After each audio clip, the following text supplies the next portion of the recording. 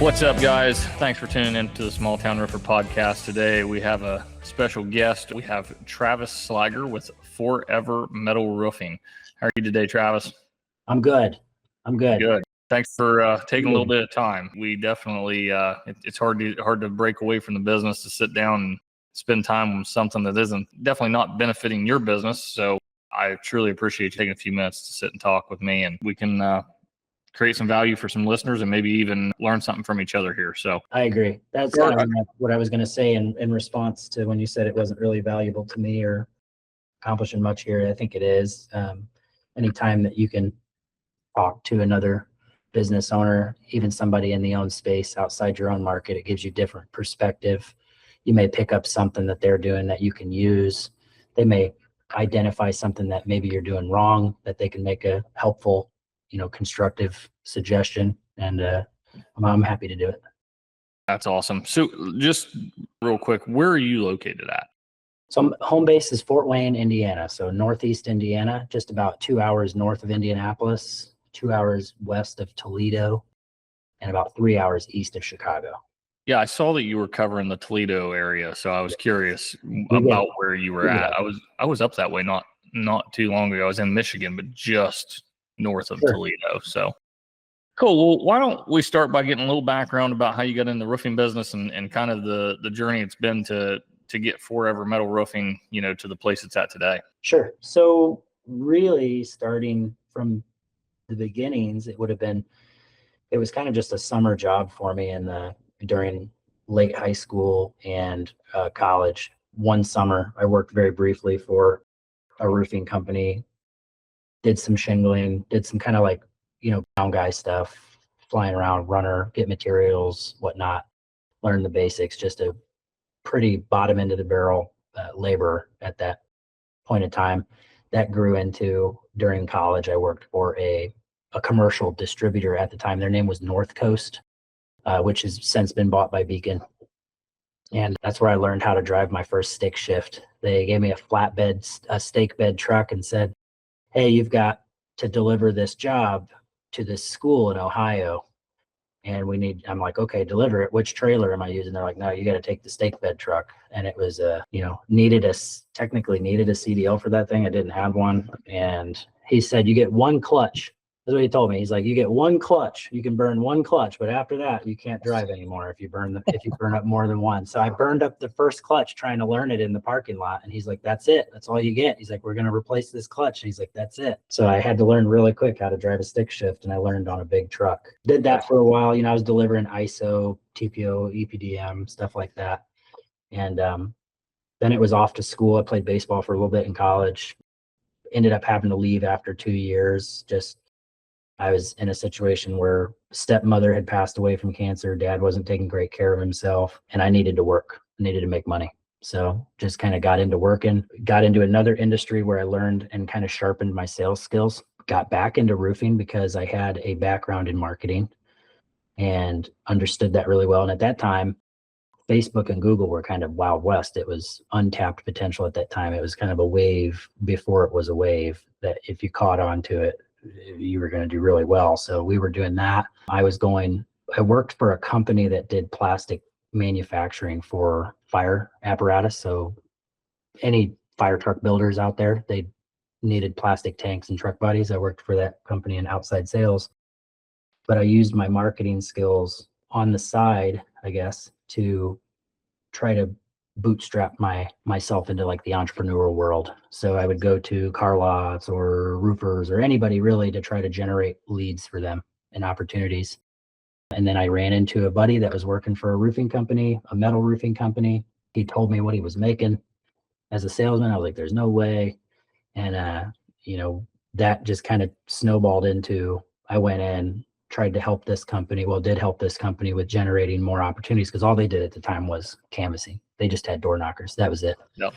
So Facebook and Google, bringing in much higher qualified leads, inbound leads at that, and much higher close rates, lower cost, customer acquisition costs. I mean, they're loving it and eating it up. And what happened was, as I got into that company, they said, hey, can you come and be in-house employee?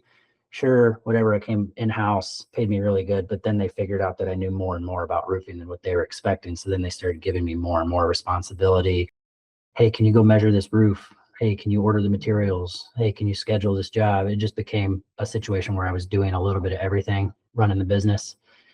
And I didn't like the way that I didn't like what they were selling the customer. It was a very heavy, and some people are really open about being against like a one call close approach. I'm not necessarily against that, but I'm definitely against a situation where you pressure people into a situation to buy now, and then on the back end, you're not delivering what you promised. So using different materials, skipping out on you, even using any materials that you promised the customer, that was a problem for me. And I started to know that the more I got exposed to their back end. And then from there, I tried to work for one other company. I got recruited to work for one other company, and it turned out that company was a lot like most other roofing companies, where they were just a disgruntled employee or an ambitious employee from one company that went off and started his own company. And it was a carbon copy of that last company. I mean, all the way down to the price model, the same pitch deck. Like, it was pretty ridiculous how that was rubber stamped. And I worked for them for a month before I realized that this was the same exact company. And then it was from there, it was, I can generate my own opportunities. I know how to market and advertise. I know how to sell. And, I've got to get over the, operational side of things. I got to understand how to run a business, but nobody's going to treat you better than you're going to treat yourself. So I started my business. I went off on my own in 2016, and yeah, here we are.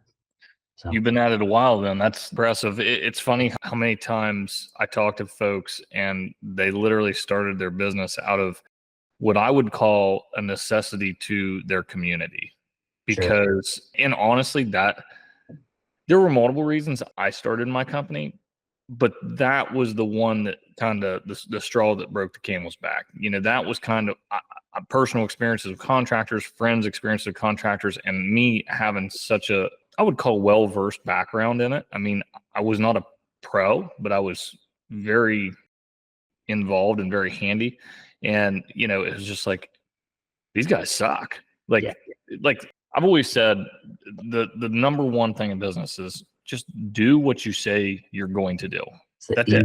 If you just do that, it doesn't matter if you're selling cars, selling roofs, selling food. If you just deliver what you say you're going to deliver, you'll be successful. It's not a real big secret. It's really, really simple to do. Don't overpromise. Don't underdeliver.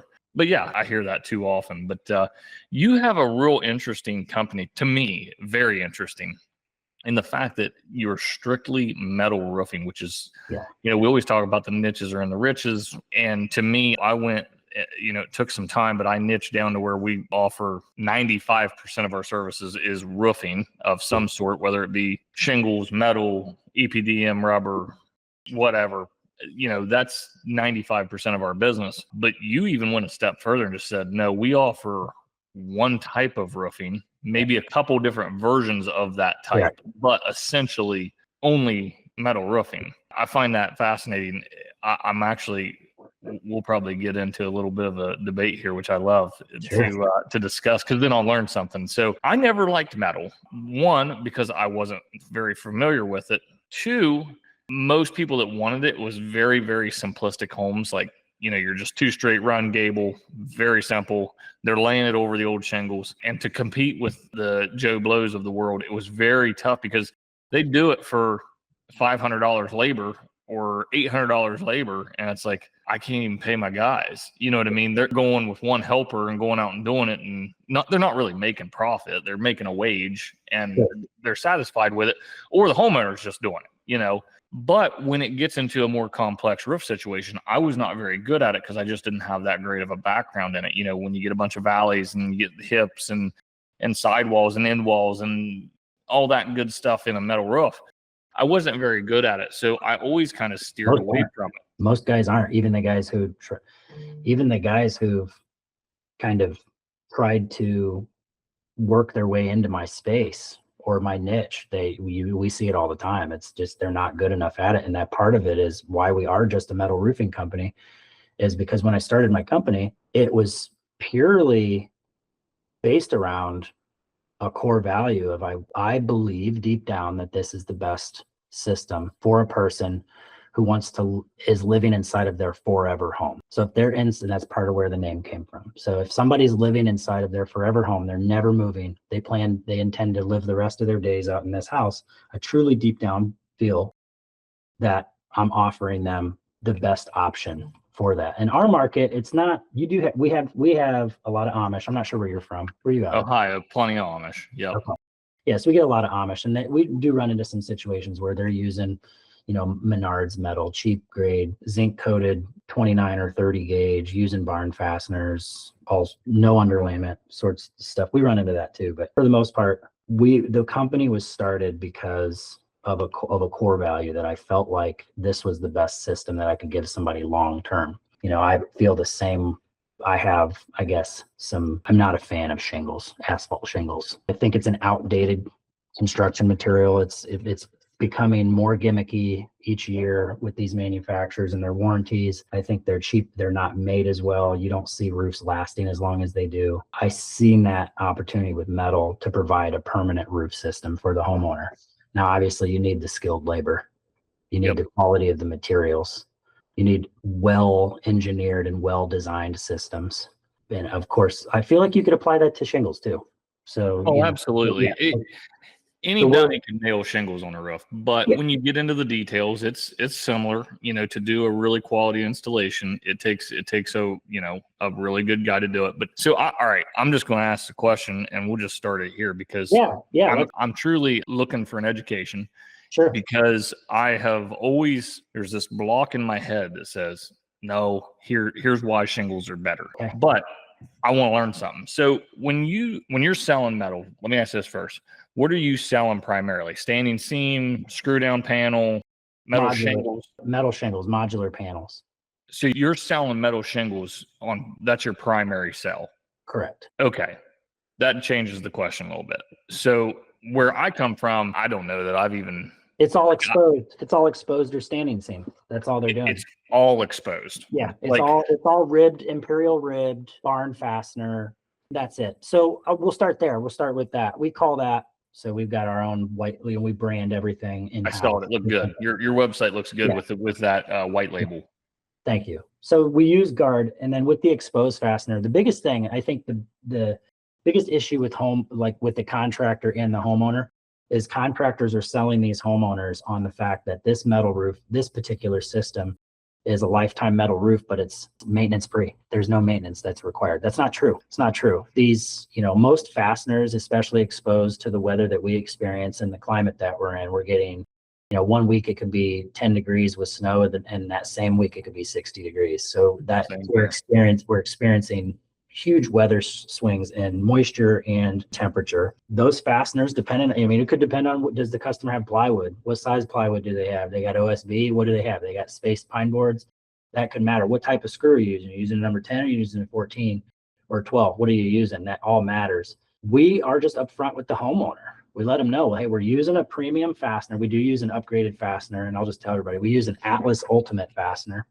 Is that the one that it encases the neoprene washer? Some of those too. So there's some of those too that don't perform really well. There's an old YouTube video I did a while ago. Don't look at it. I was about 25 pounds overweight, but we had some of those fasteners. The biggest issue with the fasteners outside of them, the grommet, prematurely failing through UV exposure or rust or backing out would be, you got human beings on the roof. They're not driving that fastener in at a 90-degree angle every single time. So they'll go in, they'll get seated a little bit sideways, and then that hex head and the washer will get pinched, and there will be a gap between the two, and then it'll leak. The washer we use, there's other ones that encapsulate or cover. So say like a ZXL fastener. That's what we use, the ZXL. Yeah, don't use those. That will happen worse than a standard barn fastener will. You need an Atlas Ultimate fastener because it's designed that if you drive it in sideways, the cast metal that's in between the rubber washers, it's cast inside of the rubber washers, and it's got a bit of an angle to it so that if you drive it in sideways, it'll pull all the way around and seal 360. Gotcha. And it's warranted for the lifetime of the structure against red rust. So we like that. We try to use premium materials. We use full breathable. We use a synthetic underlayment that acts as both a vapor and a moisture barrier. We're using strapping. You don't want to use treated wood. You want regular lumber 1x4 strapping on top of that. And then we're putting our metal down with the good fasteners, and we use good premium closures from Marco Industries. So, and we let the homeowner know this is something that's going to probably require some maintenance you're going to want to get up there and hand check the fastener along the eave, or have us out to do that every so many years. And then, we'll need to tighten them up. If you want a maintenance-free system, you want something that's completely maintenance-free, you need to go with a modular panel that's a concealed fastener, or you need to go standing seam, either a snap lock or a mechanically seamed. So are you putting down your pine board? I know we're getting kind of in the nitty-gritty of installation here, but I'm truly interested. Yeah. So you're putting your pine boards down. Are you putting them down over existing shingles, or are you always going to a clean deck? Yeah. So not always. Most of the time we go over at least, it's just one layer of shingles. So you got to have a couple things to qualify. For one, we're always walking the entire roof line, and then we're trying to get as much of a inspection of the entire attic from the underside that we can. All code, all code states you can have two layers, but no more than 2 layers. Sure. So with the way we look at this is, if we feel very confident, one, you have to qualify with just 1 layer. If you got 2, it's an automatic rip. We got to rip it off. If you got 1 layer, what kind of shape is your decking in?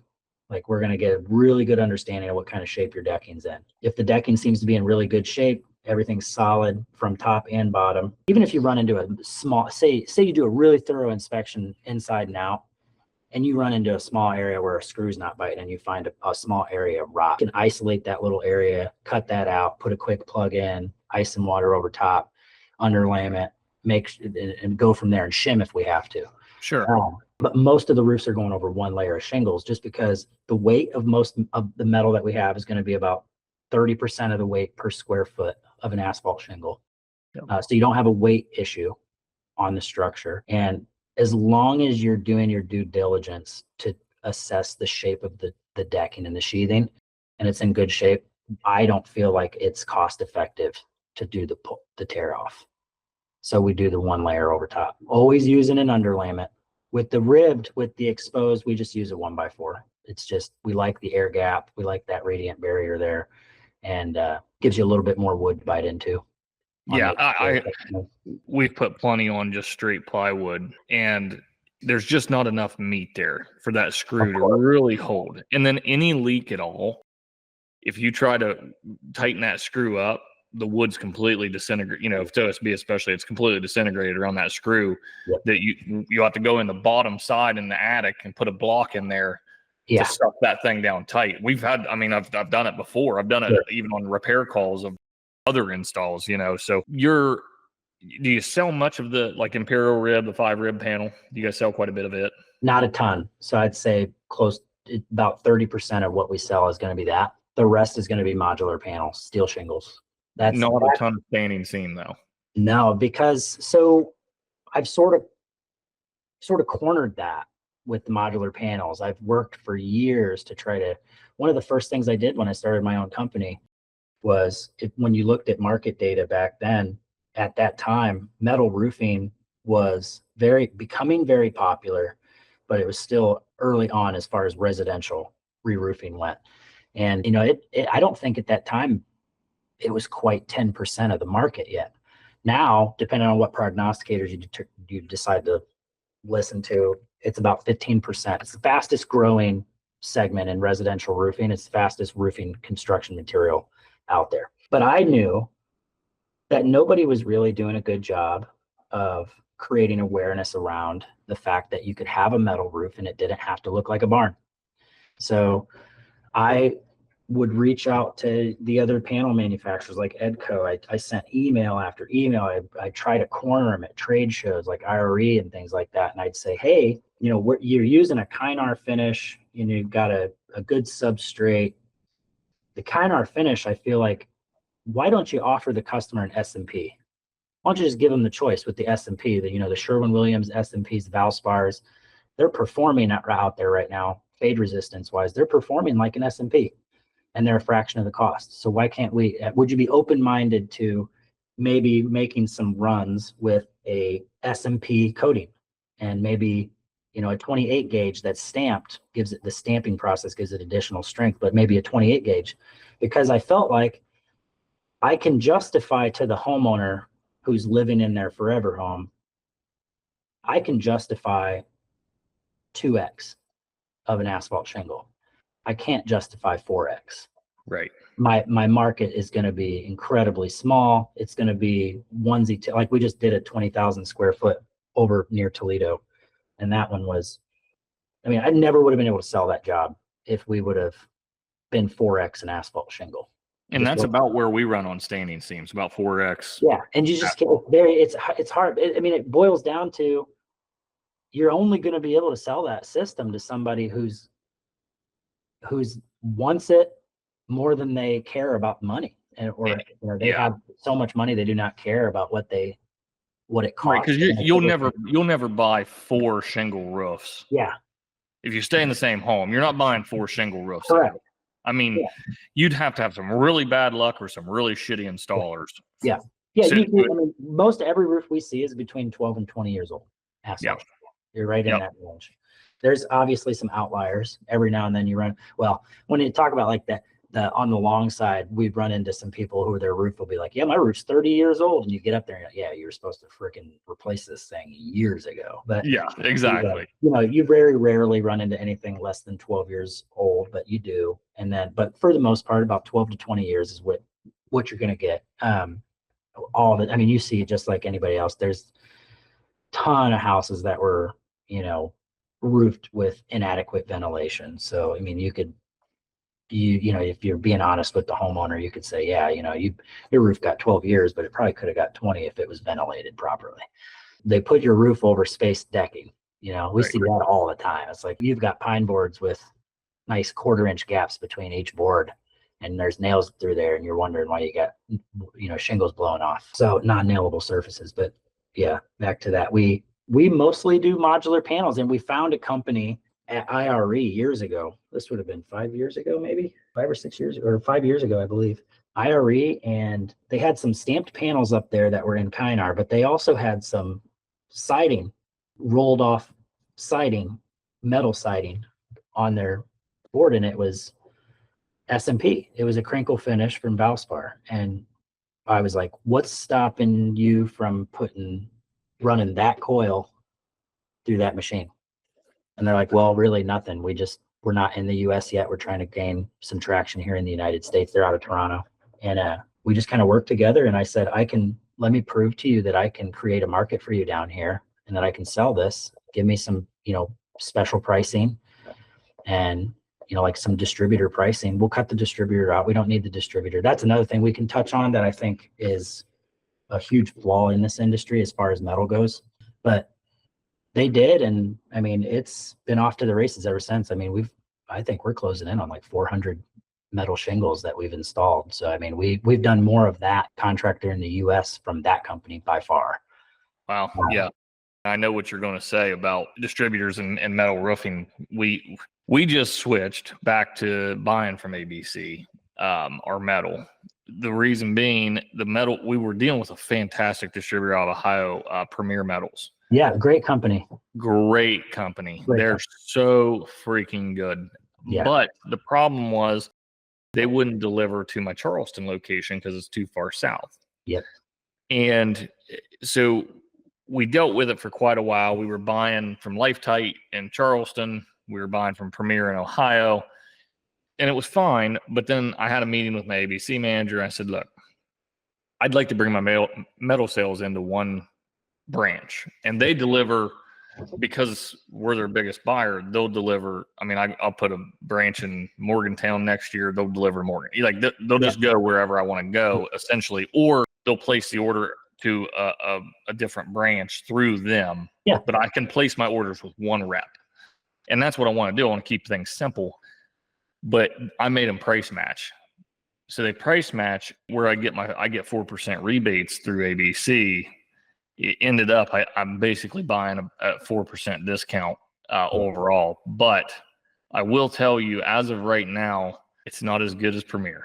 It's not even close. And ABC is awesome. Our ABC is they are so good. ABC is awesome. So we did a little different thing. So when we first started the company, it was core values were really, really established. We knew exactly who we were. We wanted to be a metal roofing company. We had all of our all of our roll formers, our manufacturers lined up. We had it all running smooth, and you're specialized, right? So things are workflow efficiencies there. Whether we had this softwares or not, it didn't matter. We were smooth. We were doing the same thing over and over and over, duplicatable processes. Then it got to the point where we took some advice where it was like, hey, you need to be doing asphalt shingles. And because it opens up the market to you, you get more people to sit down with. It ended up just crushing us because we didn't believe in what we were selling, and it added so much chaos to what was very smooth for us, like dealing with one manufacturer, and then you got to go deal with ABC, who ABC is great with the shingle side of things, but you start but that's them. That's who they are. They do shingles and siding, and they drop it off. They'll boom it up, but that's it. But when it comes to metal, they don't have that figured out. Premier is somebody like in our area would be like a Ramco. Our area, we have a company called Ramco. We don't have that same logistical challenge you do because Ramco's got 4 locations. So Ramco's littered all over the state. So wherever we want to go, we could put an office there, and we could, as long as we got a solid sales operation and marketing operation, and we can take our installers there even to bootstrap the beginning phases of a location addition. But what you run into is they're not used to metal. They don't fully understand metal because they don't have it on the ground.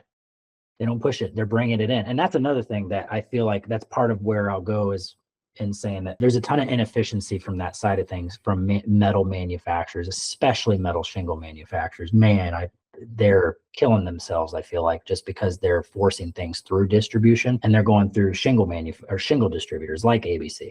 ABC's got, how much would you think ABC's got on the ground of shingles? Oh my God. How much inventory do you think they have? Yeah, thousands of squares. Yeah. So when you go into an ABC and you're like, hey, I want to see what you guys have for metal shingles. You go in there and they've got a fan fold, somewhere, and you're like, hey, do you got any Edco, or do you got anything, what do you got? And they'll go, oh, it's over there.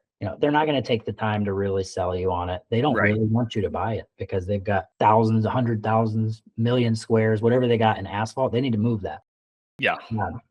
And it's not moving the needle because it's not getting in the hands of the right person that actually creates the demand for the product, which is the homeowner.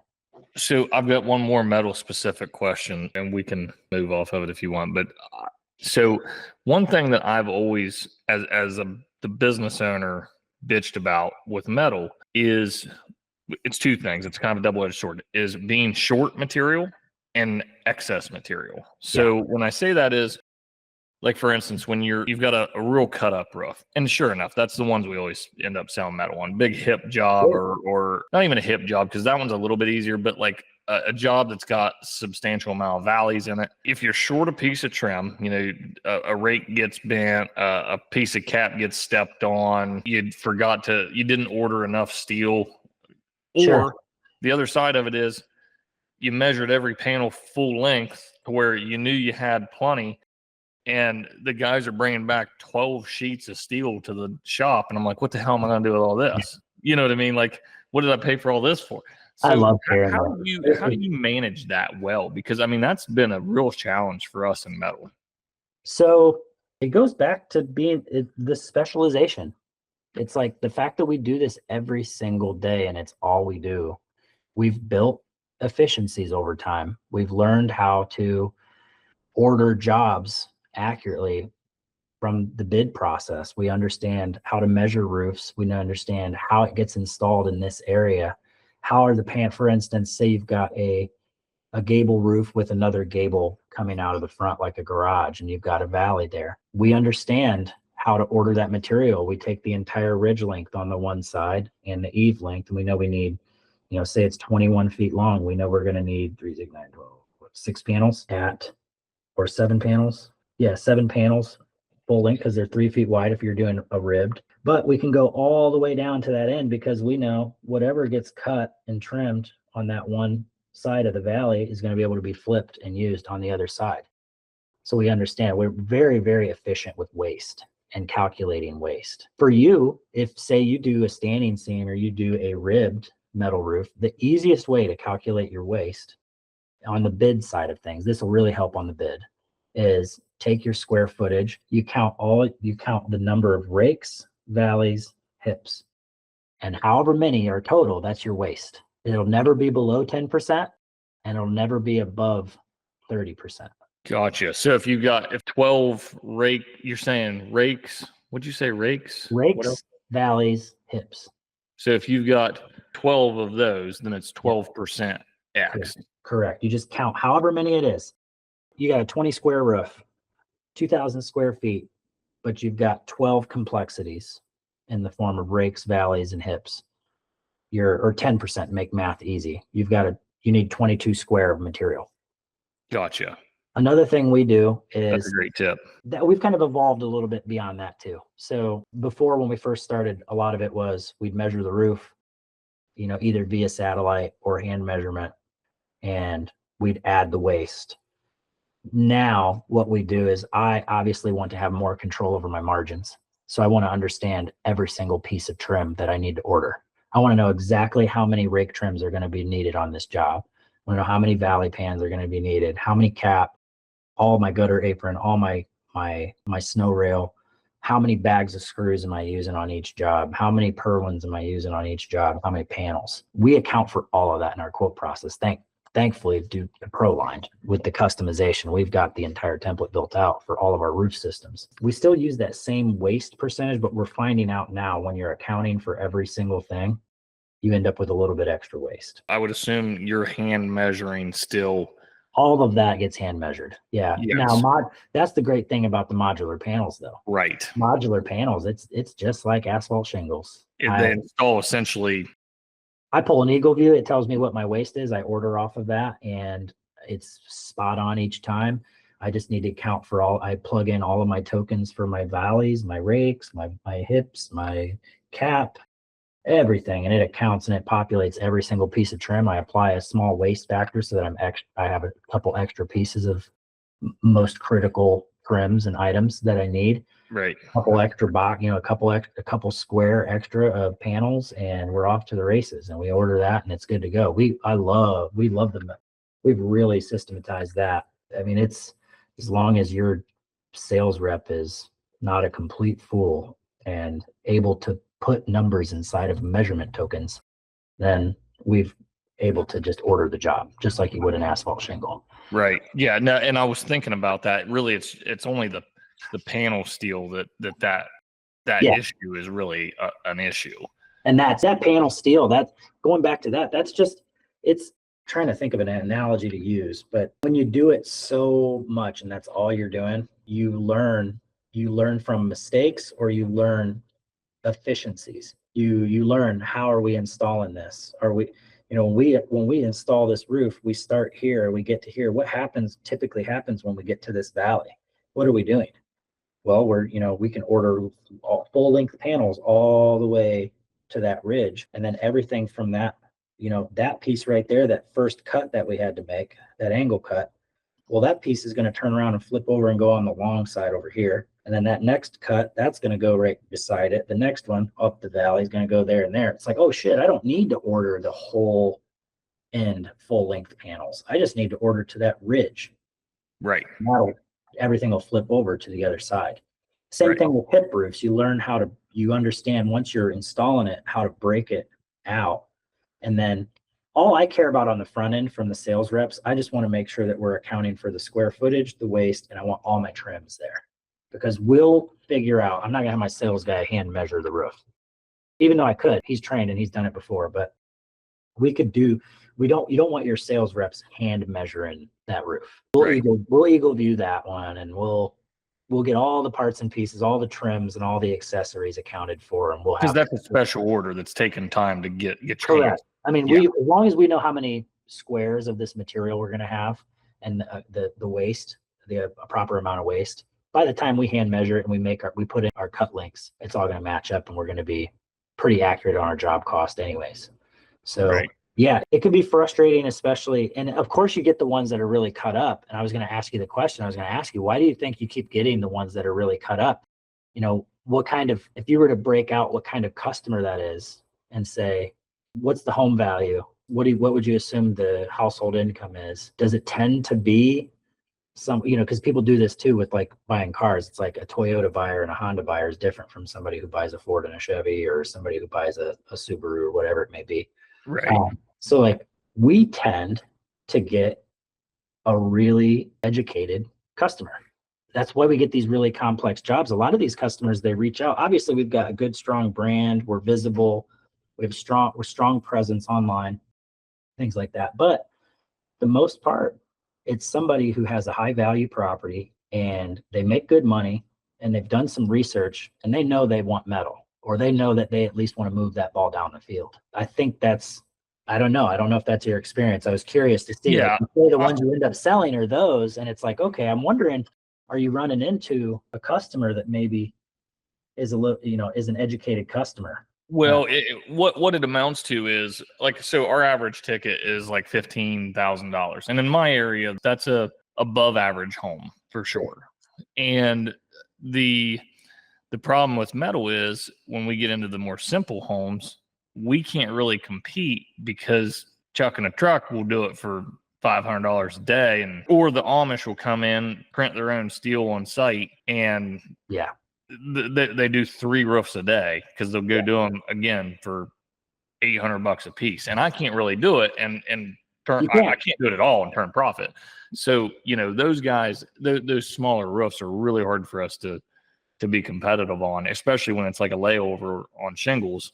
So this is big. So one thing we struggled with for a little period of time, and that we've kind of honed in on and we're back to, is we have the flexibility because we are a metal roofing company, that we've really identified who our unique, or who our customer is, like who's our ideal customer. So we thoroughly vet and qualify that customer or that prospect over the phone before we show up. Right. We have the same problems. We have people we've got Amish that just, they've got their 8-year-old kid out there working on the roof and they give the roof away, or they're paying, non-prevailing wages to guys who knows if they're even allowed to work here. But we thoroughly qualify that customer based off of, how long do you intend to live in the home? Are you planning on doing the roof soon? We ask the question, we say, are you interested in metal? They say yes. We say, why? Open-ended question. Why do you want metal? Because if it's like, well, we just want, we've heard it's cheap and blah, blah, blah, we're not going to run that lead. It's like, I want to hear all the right things that I'm going to come in and reinforce when we get into the house. I want to know that we don't want to replace the roof again. We don't want to have the headaches. We don't want to have to repair anything. We don't want any of that maintenance. We want to see some ROI. We want to see, we want energy savings. We want insurance savings, and we want a warranty. Because I know when I go into that customer's house, I'm going to be able to kill that Amish crew. Like, that Amish crew is not making any money on their jobs. They're giving this stuff away. That means I know that I can't even pay my labor this cost. I can't get my material for that cost. So something's being cut out of this process here. Something's being shortchanged. Either the material's being cheaped on, the labor's not quite there. They don't have the infrastructure to provide you with the service after the sale or the warranty. What's their warranty look like? Are we comparing? How do I know that we're comparing apples to apples? And usually we give a strong warranty. We're giving a lifetime warranty with metal. You have to with metal, especially if you're in a market where there's other formidable competition that's selling metal. They're going to set that standard. So then you're going to have that. Are you still offering lifetime with your? Correct. We offer some one maintenance. So you're giving them that peace of mind too. And I think the biggest thing is just being upfront with the customer about it. It's the biggest thing, is like, they don't hear it from anybody else. So when you sit there and you say, hey, this is not a maintenance free system, whether you use this fastener or that fastener, it's not maintenance free. We're going to have to get up there and we're going to have to check on it. It's like a car. It's like the car. We have to check the oil every now and then. If maintained, this roof can last upwards of 40, 50 years. And we may have to change the fasteners out in the next 15 to 20 years, but it's a likelihood. We've done a good job at that. And as far as hyper focusing on who the ideal customer is, I listened to, over the last couple of years, we've had some ups and downs. I always tell people I'm always riding the roller coaster. Yep. So I'm riding the roller coaster. We have some ups and downs. And one thing that I've been doing a lot lately is drowning out all the external noise. And that means politics. That means everything. Like, I do not want to talk at all about anything other than personal growth or professional growth and my family. That's it. Like, that's all. And family. That's all we'll talk about is business, family, personal growth, professional growth. If I hear anything that feels like it's sucking my energy away from my goal right now, I will listen to something motivational. I'll listen to a speech, or I'll listen to a seminar. And one guy I've been listening to a lot is Alex Hormozy. And he talks about how you've got to get good at, one, you have to identify who your ideal customer is. You have to get good at saying no to everyone who's not your ideal customer, which is always, it's a problem for us because we're trying to survive. We're trying to survive. We're trying to bring business in. We're trying to pay payroll. We'll say yes to every Tom, Dick, and Harry. A lot of times saying yes to things we know damn well we should have said no to. Right. So getting good at saying no to the non-ideal customer, and then focusing on, before anything else, once you have that in place, is focusing on making your product and your service or the best quality that you could possibly make it, because that'll impact everything else. That'll impact what people say about you. And early on in your business, could be in like the first 5 years, first 10 years, but early on in your business, most people don't have the money to go saturate the market. They can't saturate the market. So they rely heavily on word of mouth. So people are either going to say something good about you because they loved the experience that you had, or they're going to tell everybody what you did wrong. And I lost my train of thought there a little bit. Well, lifetime to build your reputation and a second to take it away. It's just how it is. But so we're getting up here towards the end of our time frame here, but a couple last thoughts. What's been the most difficult thing you ran into, and how have you overcame that thing in your business? Everybody wants to help when you're doing well. Nobody's going to be there when you're not. So my biggest thing is, the biggest challenge I ran into was that my business was shot out of a cannon. I mean, it was just like doubling year over year, and allowed myself to be told how I should run my business versus how I always had ran it, and had confidence in my decision-making abilities. So what I would say is just deviating from my original path, my goal set. When I set my goals, I deviated from that, and I trusted people to tell me how I should run my business. And I should have been more shrewd to sit back and say, I appreciate your advice, but I've got to make the decision. I've done well. If you're doing well, trust yourself and understand that it just takes one you could make 10 good decisions, and then one bad decision can set you back to where you're going to be fighting. Right. Very hard. So that's been the toughest challenge I've ran into, is the fact that I've made a couple bad decisions as far as who I listen to. You can call them consultants, I guess, if you would. There's good ones. I've ran into some good ones, and I ran into some that weren't effective at all, and made changes in the company that did not help at all. So, yeah, that's a problem. And I'm back fresh to Facebook, and the amount of nonstop. I don't know if they're consultants, if they're like social media guys. I don't know what they are. Yeah. There's so many influencers in the space that are trying to tell people like business owners how they should be running their roofing business while not running a roofing business. And that was exactly what I was going to say. It's like, so I'm trying to do a little bit of consulting on my side of things. It's fairly specified. Honestly, I want to work with users of Proline or people looking to become users of Proline, just because I'm really, really good at it. I really understand the platform. Mine is very robust, and I think I can add value there. I don't want to help someone if I can't add value to them. And I think that's a place that I can add a value. But regardless, it's like, then I start looking at all these other guys in the space, and I know who you are. you never have even ran a roofing company, let alone like you weren't like a manager or no, you didn't own one, but you weren't even a like PM or you know what I mean? I'm like, Yeah. and you got how many people working with you as consulting clients? It's like, what the hell's going on here? I'm like, I'm not saying I'm the sharpest tool in the shed by any means. My education was paid in full, and it was all due to the school of hard knocks. I learned the hard way, I figured it out. You know what I mean? Trial and error, and that brings a lot of value because those lessons were earned. I understand a lot of what a person is going to come up against up to a certain point. Obviously, when you're hiring a business coach or a consultant, you should never hire someone that's doing less in business than you or has achieved less in business than you. Right. Always hire to your next goal. And you should outgrow your business coach. Every couple of years or every few years, you should outgrow your coach and look for the next one that's hit those levels that your next goal is. You know, if you're at 5 million and your goal is 10 million, find somebody that's currently at 10 or $12 million that's in coaching or has been to that point. There's no sense in hiring a guy that's at 50 million. No. You know, I'm just using terms, but because he's forgot and he's passed you up so far that the relevancy isn't there. But also hiring a guy that either has never done it or is younger in business than you, well, that doesn't make any sense at all. Like, I don't get it at all. But that one thing I have learned I've spent hundreds of thousands of dollars on consulting and companies to come in and build something for me. And one thing I've learned is that I've never met anybody that knows more about metal roofing than I do. You're pretty sharp on it. They don't understand. And it's not I don't mean that in a sense of like there's no ego attached to that statement, and I say that because I've been willing to put my money where I've been willing to invest for growth and knowledge and education and to get to that next spot.